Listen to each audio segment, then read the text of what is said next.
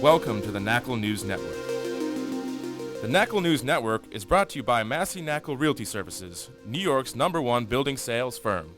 Hi, I'm John Hageman, Sales Team Manager for Massey Knakal. Welcome to the Knakal News Network. Today I'm here with Chairman Bob Knakal. We're going to talk about the third quarter results in the investment sales market, specifically in Manhattan. Bob, tell us what we saw in the third quarter numbers this year. Hags, we love to look at the Manhattan market because it's a bellwether of what's happening in the citywide market normally. On a citywide basis, the market is poised to have a record in terms of dollar volume this year. I think it's a shoo-in that we'll have more properties sell in 2014 than ever before. So the market holistically is doing extraordinarily well. The Manhattan market, however, is lagging a little bit.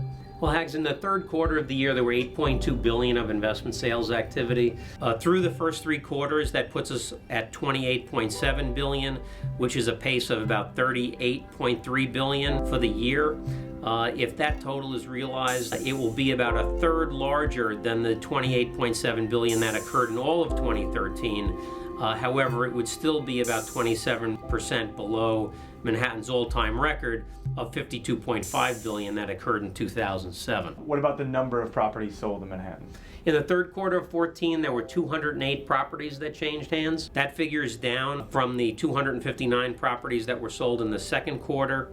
But through the first three quarters of the year, there were 710 properties sold in Manhattan, on pace for about 947 for the year if annualized. That total, if realized, would be about 17% higher than the 807 properties sold last year, but still 21% below the all-time record of 1,200 properties sold in 2012. What are the factors that are causing this? Why is Manhattan not performing as well as the broader market? Well, I think a lot of it has to do with the fact that values have gotten so high in Manhattan, and increasingly investors are looking at the outer boroughs and realizing that the outer boroughs are very viable. So we've seen a trend of more transactions happening in the outer boroughs, and I think that's something very interesting to see, how we're seeing for the first time institutional capital finding investments in Brooklyn and Queens and the Bronx, something that they're actively pursuing. Bob, is it because the market's so strong? Is that the factor that's driving it?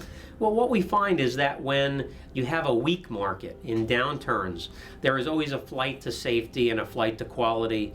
So proportionally, Manhattan has about 17% of the properties in the entire city. In bad times, the percentage of transactions happening in the Manhattan submarket can be as high as 25, 26, 27%, disproportionately high.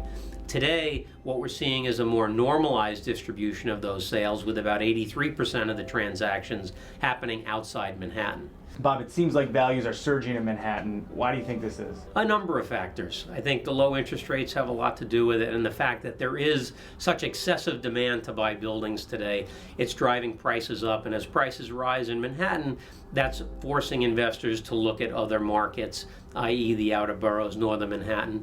But if you look at what's happening with property values in the city, through the first three quarters of the year, we're averaging over $1,300 per square foot.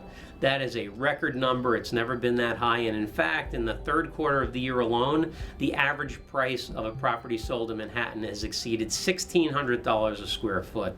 So it's just remarkable what's happening with values, and it just seems like they're continuing to go up month after month. In summary, while not performing at a record pace, the volume of sales in Manhattan, both in dollar volume and the number of properties sold, will be well above 2013 totals. The relatively weak performance of Manhattan compared to the outer boroughs has a lot to do with the attractiveness of the outer boroughs to the new wave of buyers that are in the market. Property values have hit an all-time high in excess of $1,300 per square foot.